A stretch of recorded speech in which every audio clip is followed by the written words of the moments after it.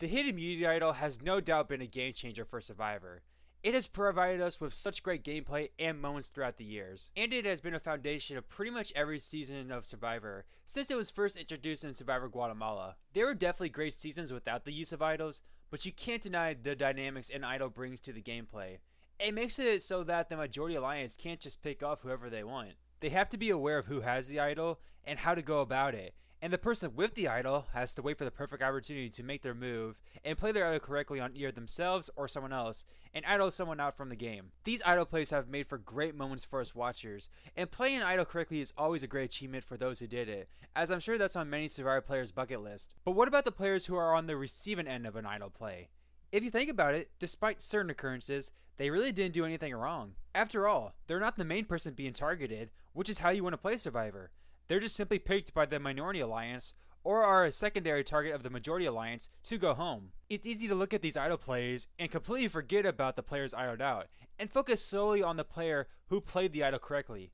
So today, let's take a look at every idled out player in Survivor history, and what led to this certain player being idled out, if there was anything they could have done to avoid it, and if this had any major impact on the season. Now remember, these are all players who went home even though they didn't have the majority vote. And another side note, I won't be counting people like Bobby John or Ashley, as even though they went home because somebody played an idol, they weren't technically idled out.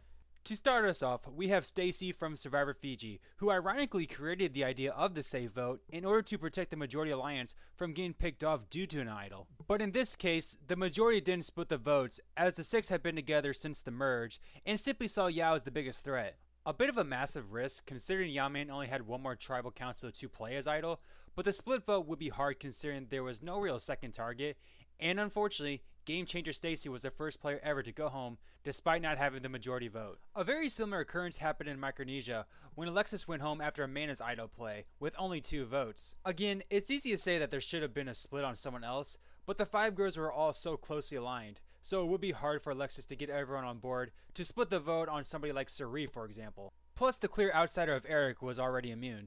So nowadays, it's easy to look back and pander Alexis, but there was really nothing she could do. Then in Survivor Samoa, we got one of the most iconic idol plays of all time, when Russell Hantz and the 444 idled out Kelly Sharbuck of all people. This is a situation where in future seasons, we probably would have saw Galu vote for someone like Natalie due to Russell's threat factor. But at the time, they were all so convinced that he couldn't find another idol without the clue. But he did, and Kelly was the one that paid the ultimate price. In Survivor Heroes vs. Villains, we got the first case of someone who technically didn't get the minority vote, but would have been saved had Tom not played his idol, so this is still considered an idled out player. Suri, believing everyone would stick to the split vote, saw JT turn on her per Stephen Fishback's advice, showing how risky the split vote plan could be, because it can only take a few, and in this case, one player to flip, to send someone home. There's just not much Suri could have done in this spot, which unfortunately won't be the last time I'll be saying that in this video. We then saw cases where players basically idled themselves out this season, in Tyson and JT. At the final 15, Tyson famously switched his vote to Parvati, giving her the majority vote as opposed to a 3-3 split, and the trio of Danielle, Parvati, and Russell used their votes to blindside Tyson, with Russell using his idol to save Parvati. Then, JT was idled out by his own idol, the first time this ever happened in Survivor history, as Parvati played his idol on Jerry, and the villains idled out JT. Now, while I can somewhat see the reasoning for these moves, JT especially had to give some slack considering he had never seen Russell in Samoa. At the end of the day, these two have nobody to blame but themselves for getting idled out. It took a while for another idled out player, go figure no good idol plays happened in seasons 21 to 24, but at the first merged tribal council in the Philippines, Penner played his idol on himself, knowing he was the clear target, and idled out RC, the first player to be idled out being the second target during a majority split vote. The same thing then happened to Pete at the final 8, when Abby played her idol on herself, knowing the other 6 were splitting on her and Pete.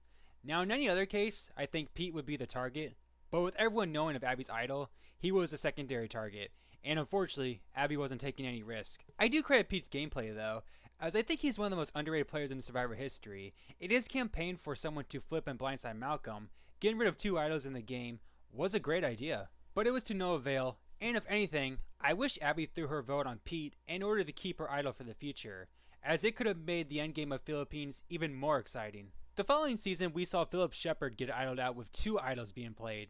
Now technically, it was only Eddie's idol that idled him out, but still, This is the first case where a player could literally do nothing about getting idled out, as both the targets had idols. We then move on to one of the most chaotic tribal councils in history, the iconic Stick to the Plan tribal. As much as we talk about Sierra voting out her mom, let's not forget that Keith Nail idled out his son. As much as we love Keith, it did stink to see him ruin Reed's awesome blindside plan, forcing John and himself to play their idols, sending Wes to the jury when he had the third most amount of votes, the first time this had ever happened. That same season, we go from one of the worst strategical idled out moments to one of the best, as Natalie completely slayed in front of the entire jury, saving Jacqueline with her idol and sending Baylor to the jury. This brings us to the 30s, which is where the majority of these idled out players come from, the first being Kelly Remington from Survivor Worlds Apart. Like Kelly Sharbach, it was really interesting to see the minority target Kelly instead of a big player like Mike or Rodney, which really could have changed this season. I think Kelly is also a good example of someone who has a lackluster edit due to getting idled out, since you can't really build up someone who has no reason for their vote out other than simply being picked. So because of this, idled out players are often the perfect people to purple edit. Then at the final 7, we have another case of an idled out player that was invisible all season. Even though you can make an argument that Tyler was one of the best players of that season, he really didn't get much of his own content, and if anything, he got content from other players, mainly Mike, on how big of a threat he was. Another case similar to Stacy and Alexis, as the majority had an obvious target in Mike, but this time, there was someone in their alliance who was an obvious secondary target, that of course being Tyler. So they decided to split between the two. However, I do question Tyler's gameplay here, as he literally voted for Mike even though everyone knew he would play his idol, and he and everyone knew he was a secondary target. So even if he got Carolyn to flip, it wouldn't have mattered. So very questionable gameplay on his part. But with Mike saving himself here, this was the first occurrence in Survivor history where the winner saved himself with an idol.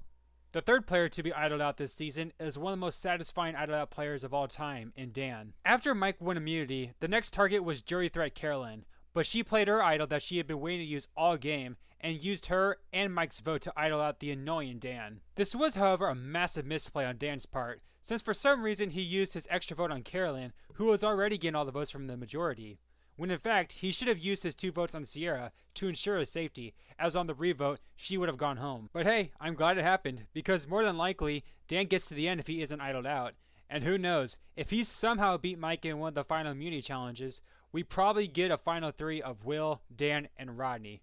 Oh dear God. The next season we also saw 3 people get idled out of the game, with the first one being one of the most iconic idol plays ever, with Wentworth neglecting 9 votes and the Witches Coven Alliance voting out Savage. This is simply one of the most avoidable idled out cases ever, as there was no excuse to not split on Wentworth and Sierra. But due to not thinking there were any idols this season, and not knowing for sure where everyone stood, everyone in the majority put their votes on Wentworth, who neglected the most votes in Survivor history. Then at the final 10 in Cambodia, we had the first case of somebody using their idol on somebody else to idle out a player, when Jeremy used his idol on Fishback and Sierra Easton was idled out, ironically after talking all season about big moves. Again, not really much she could have done, after she had already done enough work to blindside Steven, and she couldn't have possibly thought that Jeremy would play his idol this early in the game on another player. The final case of someone getting idled out this season is Kimmy, who went home after both Jeremy and Kelly played their idols, and due to the rules, the tribe kept Keith over her, sending her to the jury.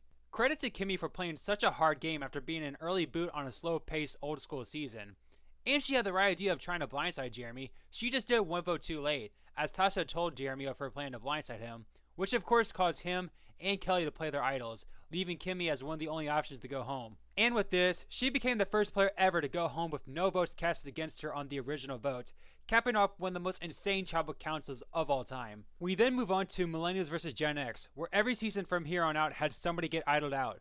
The first being Lucy after David played his idol on Jessica. This is such an underrated tribal, as this was basically the moment that led to Jessica to go to Rocks for David's alliance, which of course is a great moment from this season. But back to Lucy, after she literally flipped with Jessica to vote out Paul, she then became wary of her as she was so willing to flip, and saw her as the one running things, so she wanted Jessica out before the tribe swap. Maybe you could say it was a bit of an overplay on Lucy's part, but to her credit, she got the majority of the tribe on board. But David, who was on the bottom, decided to make a power move and gain a lifelong ally in Jessica by using his idol to save her, and blindsiding Lucy instead. We then move on to Game Changers, where out of everyone on this list, I think it's fair to argue that these 2 players did the least amount wrong to be the ones idled out. At the final 17, Malcolm not only had nothing to do with Ty playing his idol right in Sierra, since it was his tribe member JT that literally told Brad who to vote for, but he also didn't do anything wrong to draw the votes. In fact, him being such a strong and likable player in his first 2 seasons is what caused Mana to vote for him, and unfortunately, we lost Malcolm in the pre-merge. Then of course there's the final 6 round with Suri,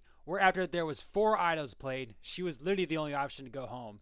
Truly a terrible moment in Survivor history, and without question, Suri is the most screwed over idled out player of all time. In Season 35, Heroes vs. Healers vs. Hustlers, we saw even more idle unfairness. It started out good though, as Joe baited the votes from Ashley and Alan onto him at the 4th Tribal Council, and proceeded to idle Alan out of the game. I always wondered how this would have played out had Alan and Ashley voted for Desi instead, as since Devin couldn't vote, we might have gone instantly to rocks, or at the very least, a debate among everyone on who should go home, which could have put Devin in a very interesting and sticky spot.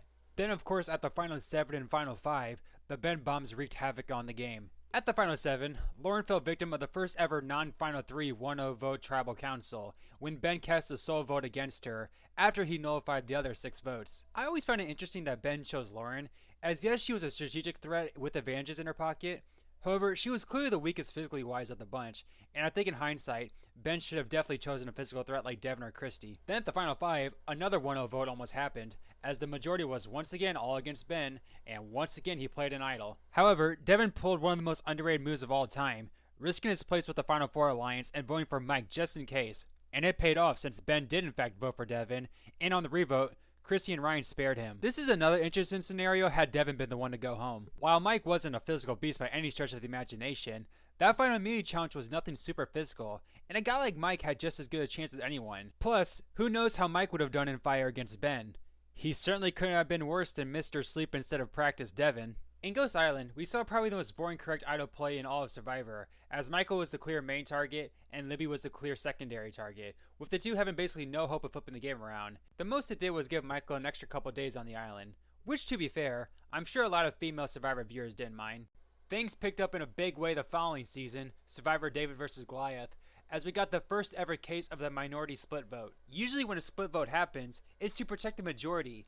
As we've seen on this list, most of these idled out players are either idled out due to not having the numbers to split the vote, or simply choosing not to. John being idled out at the final 12 was something completely different. With it being 7 Goliaths versus 5 Davids, the Goliaths couldn't split the vote, and needed to put all their votes on their target, Christian. While David could protect Christian with his idol, the Goliaths still had the numbers and could take out David on the revote if the Goliaths played their idol correctly. So the David split the votes on John and Angelina to ensure a Goliath went home, ultimately blindsided the mayor of Slamtown, and one of the best tribal councils ever. Then at the final 8, while not quite as exciting, we got another good blindside in Gabby, who was idled out by Christian, who had been her closest ally all game. This is another case where the majority did have the numbers to split the vote on Christian and somebody like Allison, who was also not in the Inner Core Alliance, but it's another case where it's hard to fault people for not doing a split vote, when the game had been so crazy up to that point. Unfortunately for Gabby, this led to her undoing, as Christian got word of Gabby's betrayal, and the two went from close allies to targeting each other all in one episode, ultimately leading to Christian coming out on top, using his idol to idle out Gabby. In Season 38, Edge of Extinction, more late game idol shenanigans really harmed the season. It started off good, as at the final 7, Devins played his first idol to save himself, and the threesome of Lauren, Victoria, and Gavin made a very smart move in voting for Ron in fear of this happening, protecting themselves, and sending Ron to the jury. But things took a massive turn for the worse at the final 6, when 2 idols were played on the targets Chris and Devins, sending Victoria home. Then at the final 5, Lauren became the second casualty to be screwed by the Edge twist, as Chris played his EOE gifted idol, and Lauren was the one to be targeted by Chris and Devins. Now say what you want about the mistakes made by Lauren and Victoria, but at the end of the day, there's no reason their game should have ended this late being idled out, and they are definitely 2 of the most screwed over players in Survivor history. Then in Season 39, we had Jack being idled out when Dean played Kelly's idol. Honestly, it's pretty easy to forget how unlucky Jack was to be idled out here, as Kelly only played her idol because she felt the need to, saw Jack as more threatening than Jamal, and just happened to know Dean from outside the game, and wanted to save him, which is something the producers didn't even know about. Then at the final 9, Elizabeth went home after Karishma nullified 7 votes, and Elizabeth's 1 vote on the original vote was enough to send her home on the revote. This just goes to show how badly Karishma and Elizabeth played this round, as their 2 votes could have eliminated literally anybody they wanted. Like maybe Dan could have been taken out here, or even better, he could be on this list if Kelly played one of her idols at the merge, but we won't get into that. And to close us off, we get the Queen and the Queenslayer being idled out in Survivor 40. On day 16, a bad day for Sandra, she joined Lauren as the second person to be voted out in a 1-0 vote, as she gave her idol to Denise to play on herself and vote for one of the guys, only for Denise to turn around and vote for Sandra instead. And finally, at the final 6, Denise joined Kimmy and Sarita to go home despite receiving no initial votes, as 3 idols were played, with Ben and Natalie's votes being nullified. I will never fully understand Michelle and Natalie for not letting Denise go to fire, and in general it was disappointing to see Denise fade away after taking out the Queen. But still, another unfair EOE idol led to the Queenslayer being idled out. So there you have it, guys, every player to be idled out of Survivor. Out of all the idled out players, I say the players who have the easiest chance to save themselves are Elizabeth, Savage, and of course JT, Sandra, and Tyson. Players who did the least wrong and could do almost nothing to save themselves are players like Phillip, Malcolm, the Edge Girls, West, and of course Suri. Players like Gabby, Lauren, and Stacy could have done more to save themselves, but it's hard to really fault them for getting idled out. Seasons like Worlds Apart and Winners at War could have massively changed had someone like Mike or Ronnie been targeted, or had Denise voted for the future king instead of the Queen. With that said, thank you guys so much for watching. Be sure to hit that like and subscribe button for all things reality television, and I'll see you guys next week with quite a few less mentions of idle plays. Have a good one.